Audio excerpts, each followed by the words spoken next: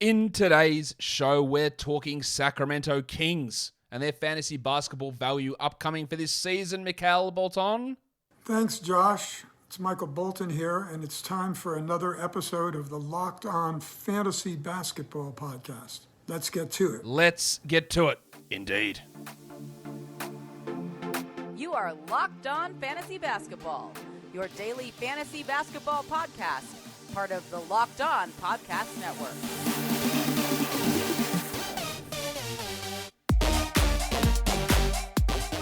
Hello and welcome to the Locked On Fantasy Basketball Podcast, brought to you by Basketball Monster. My name is Josh Lloyd, and I am the lead fantasy analyst at basketballmonster.com. And you can find me, as always, on Twitter at redrock_Beeble and on Instagram at Locked On Fantasy Basketball. Thank you for making Locked On Fantasy Basketball your first listen every day. We are free and we are available on all platforms. It's the Sacramento Kings' turn to go under the fantasy basketball preview blowtorch.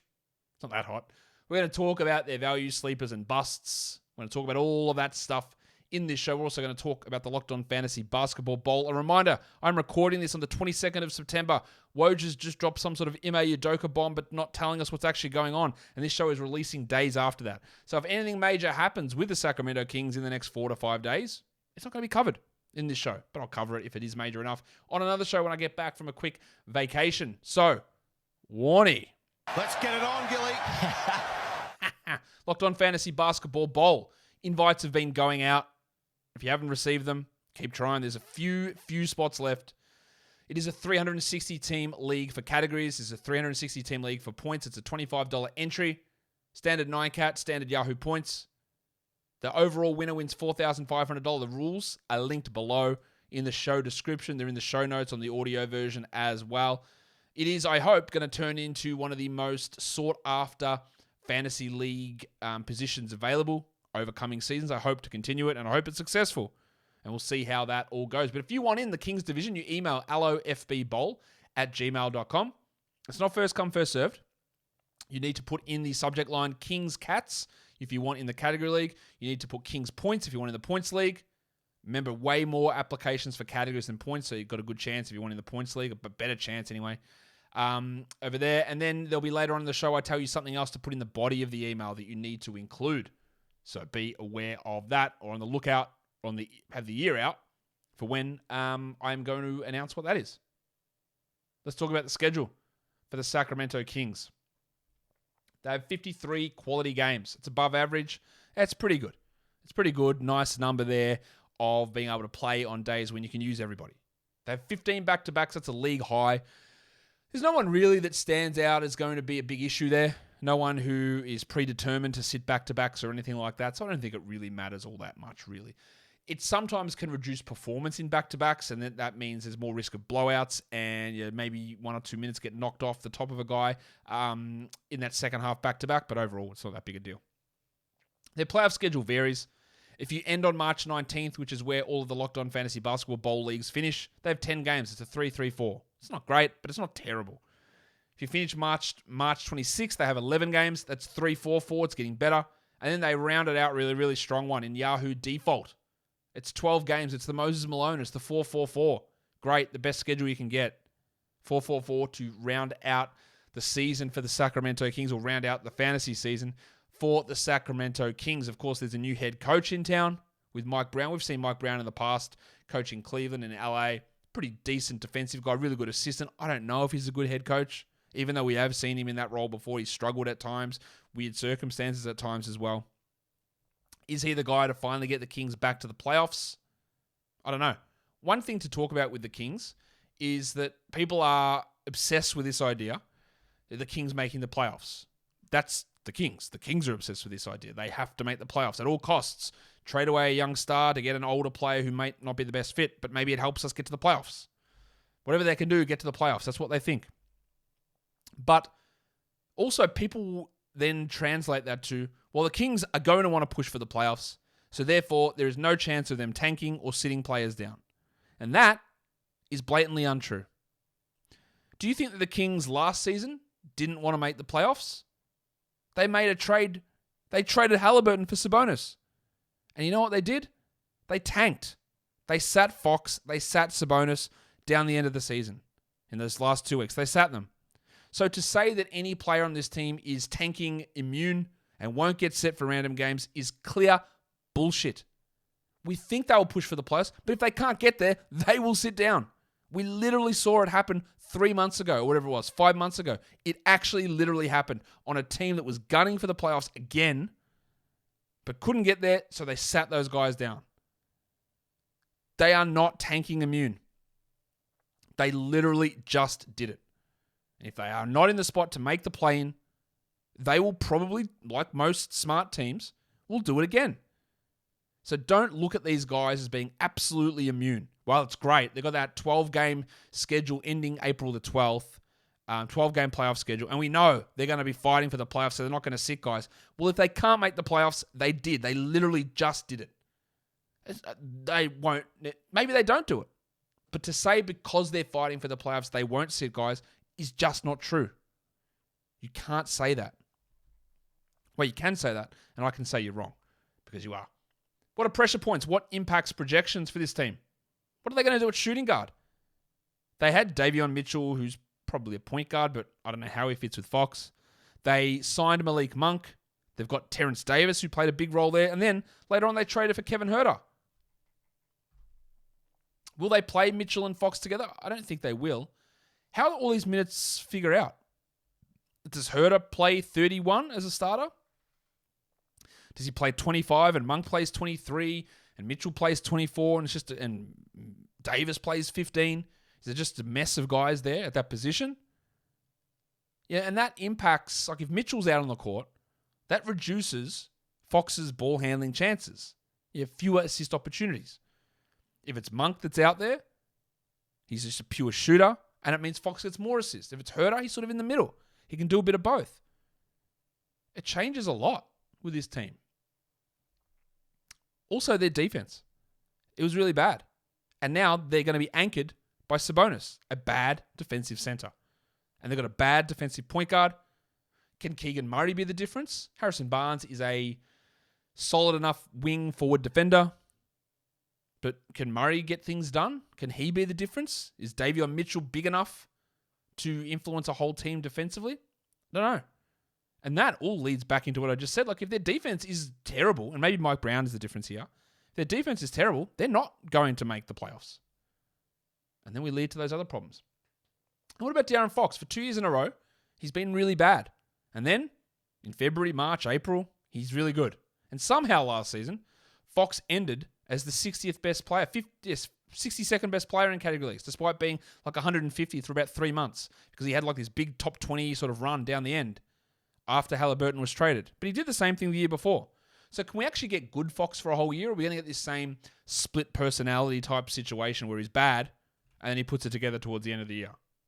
Because, again, that means if Fox is good all year, then he's a third-round pick, maybe back-end second. In points leagues, he probably already is. But if he's first half Fox again and does that same stuff again, then he's, I want him in the 50s or 60s. I don't know. Can he figure his shooting out? He's so key to them having some level of improvement. And he's just been so up and down the last couple of years. It's been obviously incredibly frustrating. BetOnline.net is not incredibly frustrating because they are the number one source for all of your pro and college football betting needs and sports info this season. Find all of the latest Football League developments, game matchups, news, and podcasts, including all of the Week 4 action. Now, I'm recording this before Week 3 in the NFL, so I don't know what the Week 4 odds are, although BetOnline does have some odds up for Week 4, interestingly enough. They've got the Steelers 3.5-point favorites over the Jets for Week 4. I'm sure that'll change after the action on Week 3, but you can go and have a look. Those numbers are up. We'll see what happens. See if it changes after what happens at Week 3. BetOnline is your continued source for all sports wagering information, which includes live betting, esports, and more. The fastest and easiest way to check in all of your favorite sports is obviously BetOnline.net, and that includes Major League Baseball, MMA, boxing, and golf. So head to the website or use your mobile device to learn more about the trends and the action. BetOnline is where the game starts. Breakout candidate. I think it's Davion Mitchell. Now, I am much, much lower on Davion Mitchell than others. I think his lack of shooting, his size are real issues in terms of him being a starting caliber point guard for a long time. But he had a nice little run at the end of the season. Yes, Sabonis and Fox were out, and he was playing massive minutes, and every time the ball was in his hands. Can he survive in an off-ball role? I don't know. But maybe he does. Maybe he's good enough, and I don't think he is. Maybe he's good enough to make Fox superfluous. Maybe. Do you know that Davion Mitchell is only like, I think, 9 months younger than De'Aaron Fox? That's crazy. All right, Mitchell has just turned 24. Fox isn't 25. But maybe he establishes himself as a starter next to Fox. They run 2 point guards the whole time, much like the Raptors used to do with Van Vliet and Lowry. The problem was both of those guys could shoot, and neither of these guys can. But maybe he's the breakout. I'm not going to include rookies on this. Sabonis and Fox, I don't think they're really going to break out. Barnes is who he is. Herter doesn't really have breakout potential. Terrence Davis would be the other guy who might actually end up being the better fit next to Fox, but at the moment he feels like he's pretty buried down the depth chart. Let's look at some sleepers. I just mentioned him before. Keegan Murray. Now, Keegan Murray was the Summer League MVP and he was really good, but that Summer League team was terrible. It was really bad. He had sky-high usage on the team, much like he did at Iowa, and he was good. He shot the ball really well, but when you get to Sacramento, at best, he's the third offensive option. At worst, he's the fifth. Actually, at worst, he doesn't even start, and they start Monk and Herter together with Barnes and Sabonis and Fox. He's not going to be that number one guy. He put up really big steals and block numbers. There's no guarantee that carries over. Shout out Zion or Brandon Clark, who put up big defensive stats in college and never came in the NBA. And will Murray be able to be efficient and do it on high usage? I don't think that usage is going to come. But in saying all of that, it sounds like I'm shitting on him. His ADP is 124 on ESPN. I'll take him there every day. Like in the 90 to 100 zone, I think he's fine. He's at 96 on Yahoo. He's at 92 on Fantrax. There's been plenty of people. I think Ryan Knaus is one of them, and Zach Hanshu from RotoWorld. They're going real high. They're taking him into the 60s, which to me is crazy. He might get there, but it's crazy to take him. But I love that value at 124 on ESPN. I also think Kevin Herter at 186 on ESPN gives us value. I'm not sure if he's a massive upside sort of play, but especially if you're in a 14-team league, getting him in round 10 or 11 in a 14-teamer, I think makes a bit of sense. And then in really deep leagues, Terrence Davis is at 360. Now, I don't even know if he's going to be an every night rotation player, but he was 225th in 18 minutes last season. And if he does find a regular role, then 20-teamers and 18-team leaguers will want to pay some attention to him. In a points league, now De'Aaron Fox is going in the end of the 4th round, start of the 5th. In a points league, that's too low. Fox, despite his struggles last season, was 36th in Yahoo points leagues. In ESPN, he was 40th. And I think he's going to be better. We project betterness. That's not a real word. Well, it is, but it doesn't make sense here. So his ADP at 47 on Yahoo, it's, I think he's a top 30 fantasy point player. On Fantrax, it's at 50, and then ESPN, it's 42. Like, I think he's maybe a second-round points league guy, definitely a third-round guy, not a 4th or 5th-round player. So in points leagues, you really go in on De'Aaron Fox. I think there's a ton of value. I don't really see anyone that's a massive bust. I could say that picking Rashawn Holmes at 120 is an absolute waste of a pick, but I don't like to look at busts outside the top 100. That is a bust, though. Don't pick Rashawn Holmes at 120. His Fantrax is 136. That's not a good move. But I'm a little bit more go easy a little bit more on those sort of picks outside the top 110. Like Barnesy is at... Actually, we're going to do it. The pencil. Harrison Barnes. Barnesy. His ADP is 111. I don't think I would take him there. But it's not bad. It's totally fine. So no one massively stands out as a huge bust on this team. But there are a few options you can take with your final pick in the draft with some upside value. And they all are the guys who are combating each other, against each other, battling each other. That's what I'm trying to say. For that starting shooting guard spot. It's Kevin Herter, it's Malik Monk, it's Davion Mitchell. I think Mitchell is probably the worst of that group because I don't think he works as a spot-up guy. He needs big minutes, big usage, big ball handling responsibilities to get there. Mitchell last season was 248th in category leagues despite playing 28 minutes a night. And in points leagues, he was 174th in 28 minutes a night. So in points leagues, I don't mind looking at Davion as a last-round flyer. But does he actually get the 28 a night?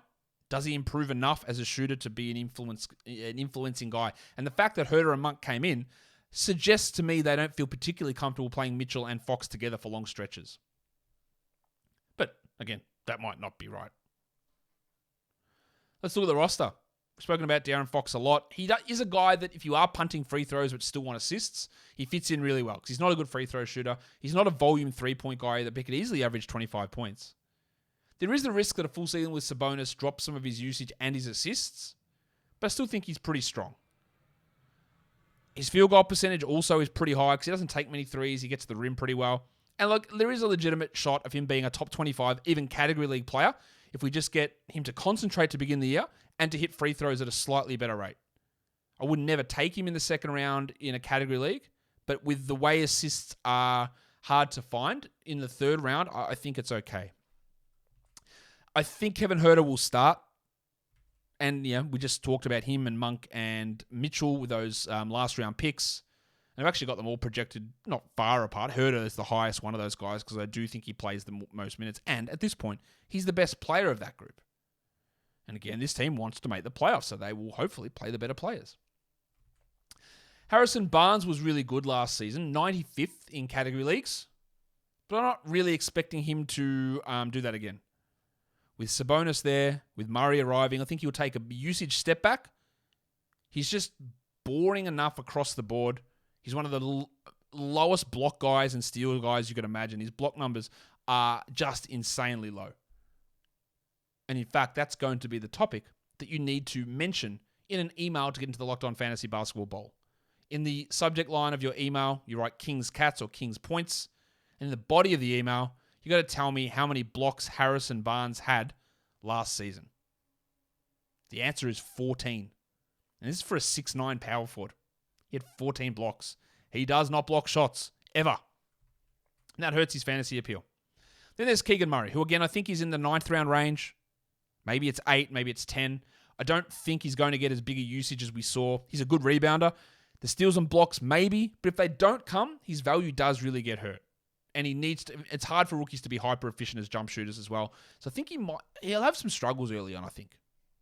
He's also a little bit older than a lot of other rookies. He's already 22. And then there's Sabonis, who didn't really thrive necessarily under Carlisle last season. He did end up 25th in category leagues. He was 20th in points leagues. But he didn't have his best year. I think that he's an elite rebounder. He's never going to get blocks. And he can be a subpar free throw guy. But rebounds with some assists and some solid scoring, the problem is he lacks threes, he lacks steals, he lacks blocks, and he's bad at free throws. But good field goals, good rebounds, good assists, and good scoring. And he fits maybe if you've got like a Giannis on your team, that sort of a player. And I think he's in the second round range. Rebounds are hard to get later in drafts. And if you are punting blocks, he's a perfect big man that boosts your rebounds, but his value is not derived from his shot blocking ability. Then there is Mitchell. As I said, a lot was boosted by what he did end of last season where he was running the show and playing like 39 minutes a night. Insane minutes. He's not a good shooter from the line. His three-point shooting isn't quite there and his volume's not great. He can assist okay and he can get steals and he's a really, really good defender. He's a really good defender. The steals didn't actually come in big numbers last season, so we'd hope we get a little bit more there, but he's a really good defender. Malik Monk, I don't think Monk replicates what he did where he was top 120 last season because he did that in 28, 29 minutes. And there were a lot of times where Davis and LeBron were out for the Lakers and Monk was getting big usage. And he really played well. But I don't think he's getting that opportunity necessarily here in Sacramento. And he's probably slated to come off the bench. He's probably getting drafted a little bit too high. In fact, Monk's ADP on Fantrax at 107 is ridiculous. I wouldn't want to pick him there. To me, he might be a top 200, maybe top 170 player. But it's going to require him to be the starter. In the bench role that I expect him to hold, I don't think he gets there. I've talked about Rashawn Holmes already. He is the backup. I don't think Holmes and Sabonis play together. I don't think they would do that. Holmes is the backup center. If he starts and Sabonis goes down, he's an automatic 12-team league guy, but he really struggled last season through numerous things. A million eye injuries, then the personal issue, which has been resolved, and he was cleared of. Found out that his former partner lied about the child abuse claims, which is terrible. But he's back and he's ready to go, but you're not drafting him in 12-team leagues. He's just no upside. And you don't like to draft someone hoping someone else gets injured. The path to that is just so not right. Terrence Davis, again, played well. broke his wrist or tore his wrist ligaments and had surgery. He should be ready to go, but they also brought in 2 other guys ahead of him in Herter and Monk, so I just don't know how much we're going to see of him. Trey Lyles also got some opportunities end of last season, but Keegan Murray sort of replaces him. Lyles did okay after he was traded for Marvin Bagley. I thought he played okay. I wouldn't have played him at all. I would have played DiVincenzo, wrong position. I would have played Chimezie Metu in his place, but they didn't. Alex Len is useful as a backup center. That's a deeper league thing. And then Neemias Queta. Watch him. In deeper leagues, if Queta gets the backup role ahead of Len, he blocks a lot of shots. And he could even become a 12-team streamer when you're desperate for blocks. He might block 1.7 in 18, 17 minutes. He's not a bad rebounder as well. They also have Keon Ellis, who's a two-way guy. I think he's okay, but there's just too many guys ahead of him. And there's just a bunch of guys on the back end of their roster. Matty Dellavedova's there to be the third-string point guard. Chima Maniki, KZ Okpala. Those 3 guys, they're all Mike Brown specials. Dellavedova from the Cleveland Times, Maniki from the Nigerian national team, who's played here in Australia, and KZ Okpala from the Nigerian national team. Were they just brought in to teach them Mike Brown defensive systems? I think so. They also brought Kent Bazemore, Quinn Cook, and Sam Merrill in. So 3 of those 6 will make the final roster. I don't think they're having any impact, but I would imagine the 3 Mike Brown guys will be, or at least 1 or 2 of those Mike Brown guys will be there to help keep the system going, and especially for training camp, the value of having them there is pretty huge. Just because they are Mike Brown guys. And that will do it for me today. Don't forget to follow this podcast on Apple Podcasts, Google Podcasts, Stitcher, Spotify, and on the Odyssey app. Here on YouTube, you know what to do. You thumb it up. You leave your comments down below, and that's it. Guys, we're done here. Thank you so much for listening, everyone. See ya.